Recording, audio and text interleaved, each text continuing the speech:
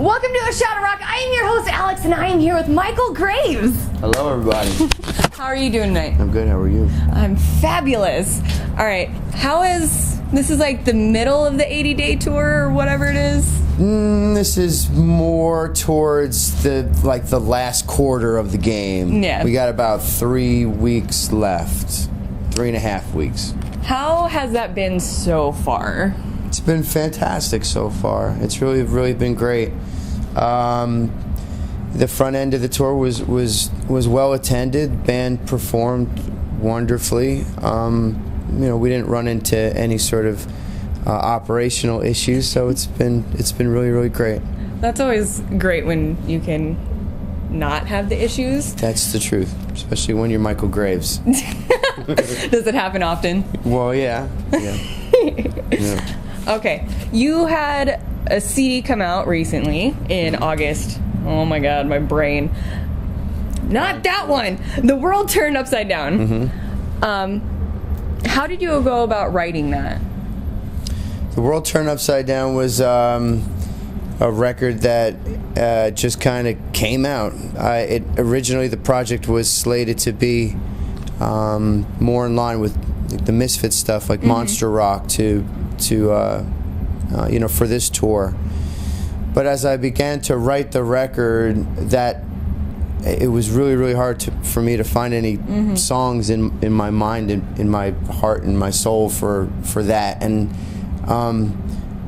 I think the first song that came out that I wrote was called "All the Troubles."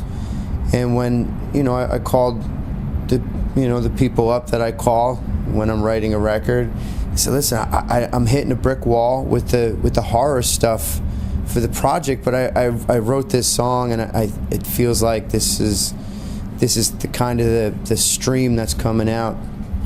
And so the people that I trust most, I just keep writing, what's coming out, and focus on that, and just let it go.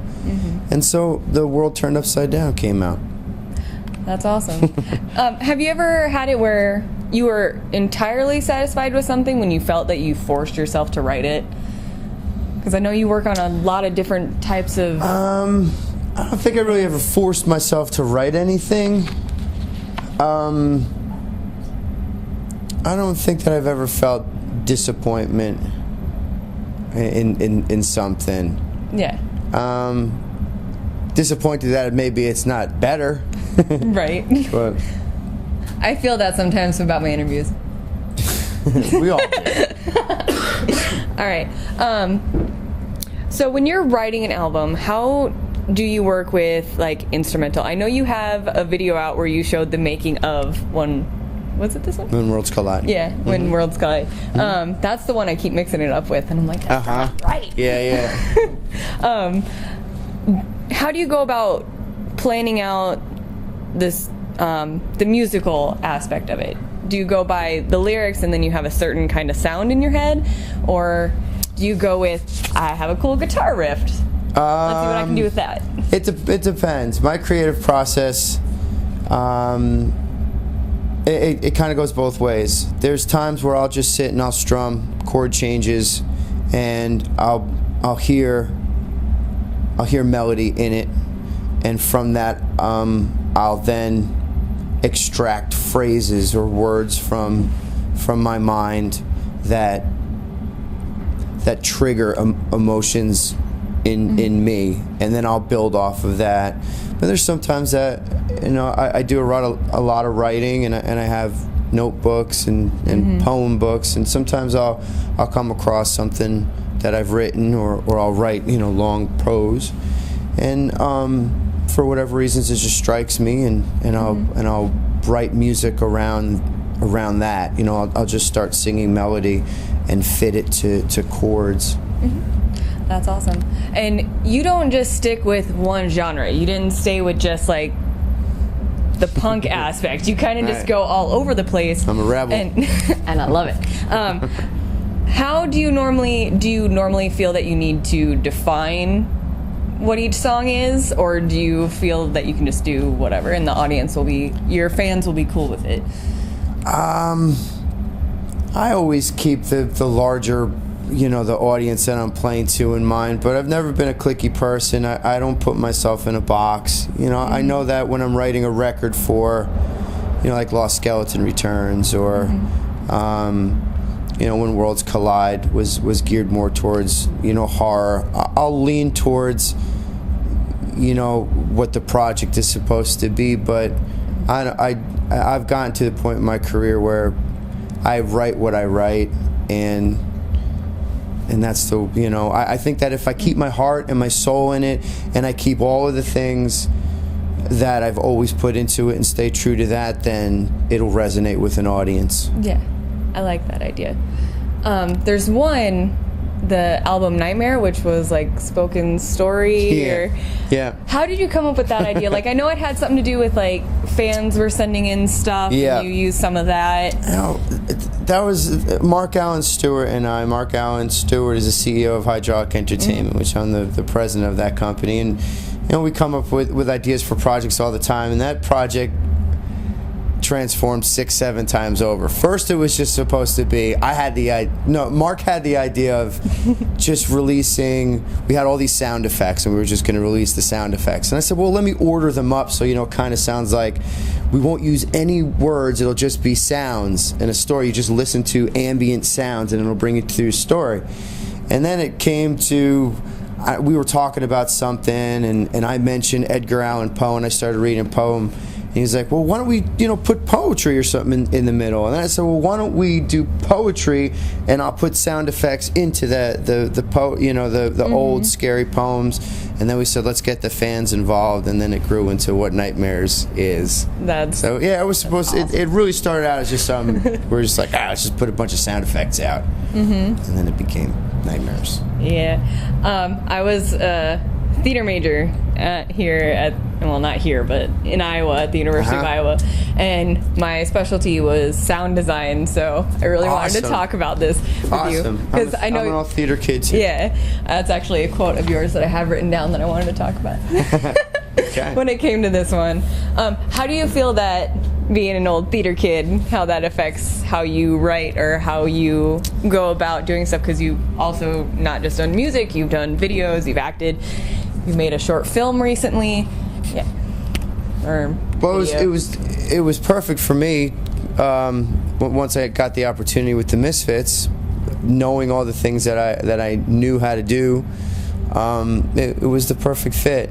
I think all the training and all the time I spent in theater, dance, and chorus, and stage building, and dialect, and everything, helped me become the artist that I am. I'm very well rounded. I could sing, I could dance, I can act, I could play. I can be behind the scenes. So it helped me become a better artist. It's helped. That's awesome. Elongate my career, which is great.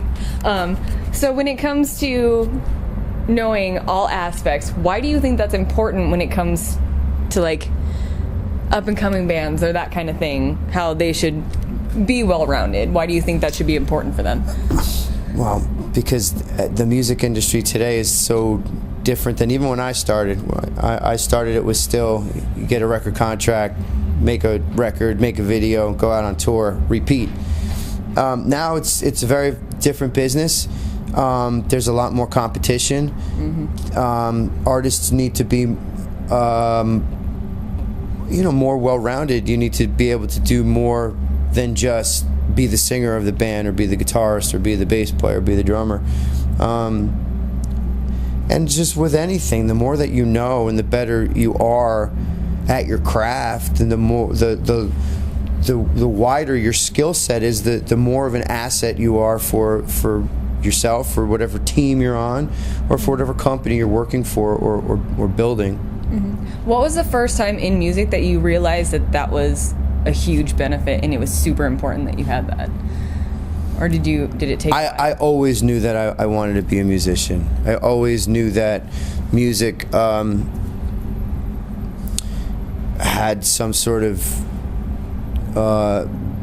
magical impact on my life. Some of my first memories were I remember hearing music and trying to figure out why it was making me feel the way that it did. That's awesome. I like it.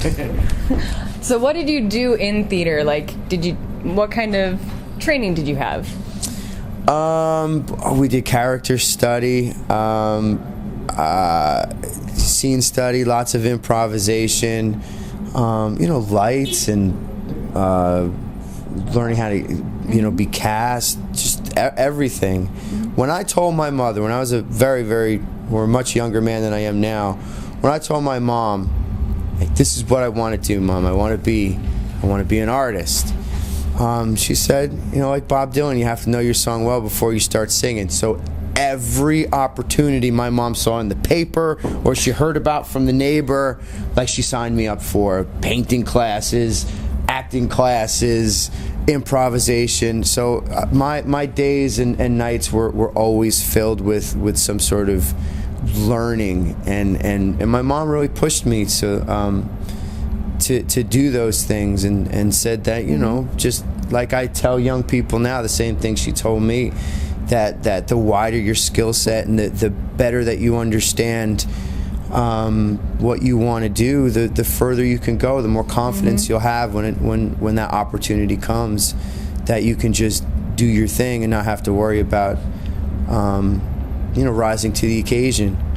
That's awesome. So you've always had a really good support system, but also a very tough one, is what it sounds like.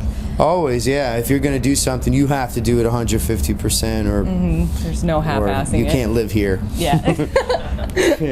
That's beautiful. I think I had one more thing I wanted to hit on before we went off. No. Okay, let's talk about I Believe for a second. Okay. Where did you come up with that idea? Mark Stewart came up with that idea. All right.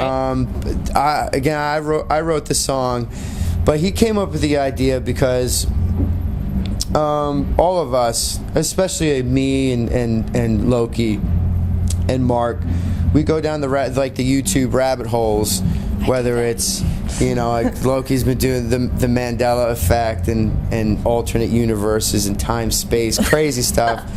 And I go down those rabbit holes too, and Mark does as well. And we wanted to produce something for the record, and I Believe was a cool song to do it to, and we kind of based the idea around everybody just vegging out on YouTube videos. I like it. I like it a lot. That's fun. All right, ready? Ready. Round. Let's do this. All right, random ass questions. Okay. One song you wish you wrote. Off of the Superman by R.E.M. Can you really say It's been a long night. Don't worry, I can cut it so it looks like it's really fast. Rapid fire. Rapid fire. Sing at the top of your head. First album you ever purchased? First time I ever purchased was Hall & Oates H2O. All right. That's the fucking truth, I think. First part you ever had to play?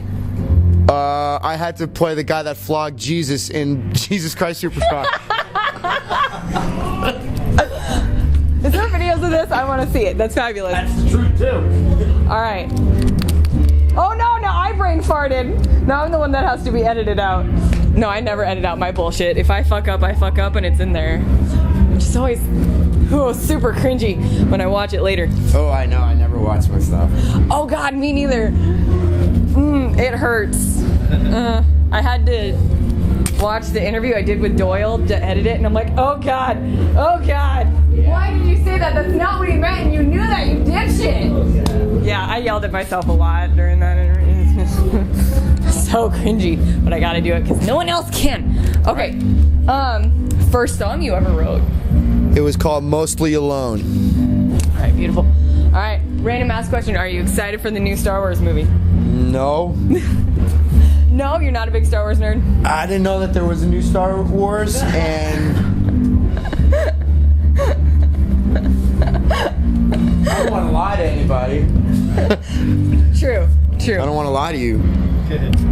I got enough problem with women. Also not lying. Not lying. All right, favorite instrument to play? I love to play the piano. First song you ever learned? The first song I ever learned on piano was probably Chopsticks. Probably. Your favorite song to play on piano? I love to play November Rain by Guns N' Roses. That's beautiful. All right. Let's see, how long we got? Yeah, I've probably kept you long enough and they're going to get loud soon. All right. So, let's do... last question. All right. What is one piece of advice that you would give to up-and-coming bands? One piece of advice to up-and-coming bands would be to...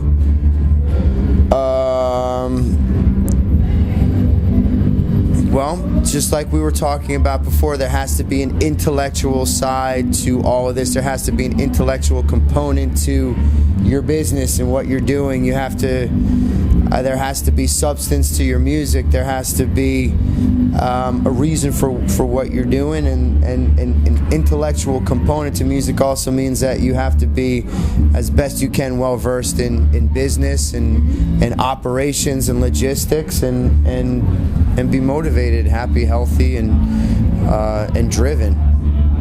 That's beautiful. And not lazy. Well, I'm fucked. I'm kidding. I am really lazy. But I sit in front of a computer all day. Yeah! Me too. I'm naturally lazy. All right.